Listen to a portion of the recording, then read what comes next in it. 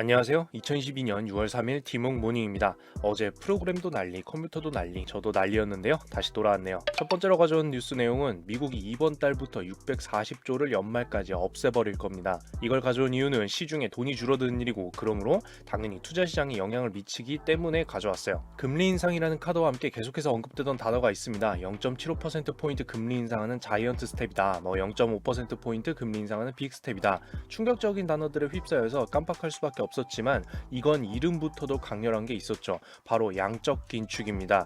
문자 그대로 돈의 양을 줄여서 허리띠를 졸라매버린다는 말이죠. 미국 현지 시간으로 2022년 6월 1일부터 양적 긴축은 시작됐습니다. 영어 약자로 QT라고 하죠. Quantitative Tightening 자입니다.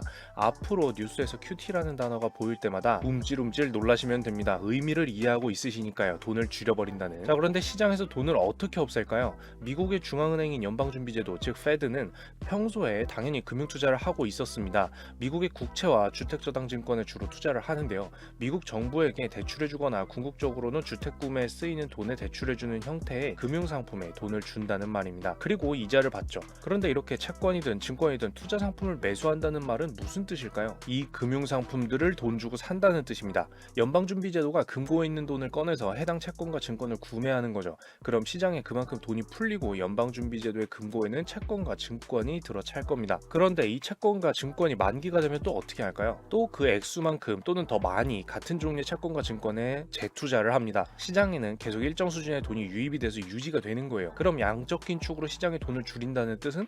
이 투자를 줄여버리는 겁니다. 연방준비제도가 시장에 돈을 주고 사오던 걸 안 사오는 거예요. 그럼 시장에 전달되던 돈이 전달되지 않겠죠. 그래서 달리 말하면 연방준비제도가 투자하던 것에 재투자를 지속하는 방식으로 돈을 뿌려주던 걸 안 뿌린다고 말하는 겁니다. 즉 재투자를 하지 않는 방식으로 시중에 돈을 줄인다고 표현을 하는 거죠. 원래 시중에 그만큼 계속해서 공급되던 게 공급 안 되니까 돈을 줄이는 거나 다름이 없는 거예요. 이런 구조로 미국 연방준비제도는 2022년 연말까지 한국 돈으로 약 640조 원이 되는 돈을 시장에서 줄여나갈 생각입니다. 그동안 640조 원어치 투자하던 걸 만기가 될 때마다 다시 투자를 하지 않고 금고에 돈으로 쌓아두기만 하겠다는 거죠. 자, 여기서 연방준비제도는 즉 미국의 중앙은행이므로 다른 국가의 중앙은행들도 이런 방식으로 시장에 돈을 흡수할 수 있다는 뜻입니다.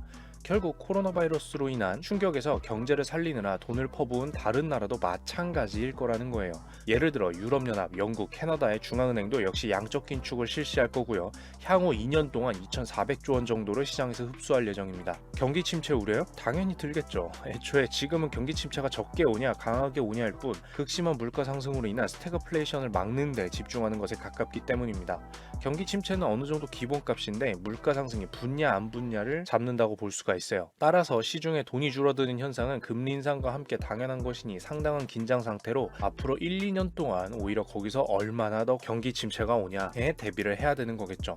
물론 그렇지 않게 좋은 일들이 발생하거나 안 좋은 일들이 좀 사라져 준다거나 하면 좋겠지만요. 자, 오늘 가져온 뉴스는 그동안 말로만 듣고 빅스텝에 가려져 있던 단어 양적 긴축이 6월 들어 본격적으로 실행됐다는 소식이었습니다. 큐티죠. 자, 이제 시장에서 직접적인 돈의 흡수가 일어나는 겁니다. 쉬운 투자와 쉬운 투자 유치의 끝이 온다는 말이니 앞으로 다양한 금융계획에 참고가 되어야 될 거예요. 이렇게 오늘도 있어 보이는 경제정보기술 이야기로 커피 한 잔을 즐기실 수 있도록 준비를 해봤는데요. 있어빌리티 있는 분위기에 도움이 되었으면 좋겠습니다. 이상 티묵이었습니다. 이 영상은 많은 시청자분들과 여기 계신 후원자분들을 통해서 제작이 되고 있습니다. 박윤아님, 후루뚜루뚜님 후원 감사드립니다.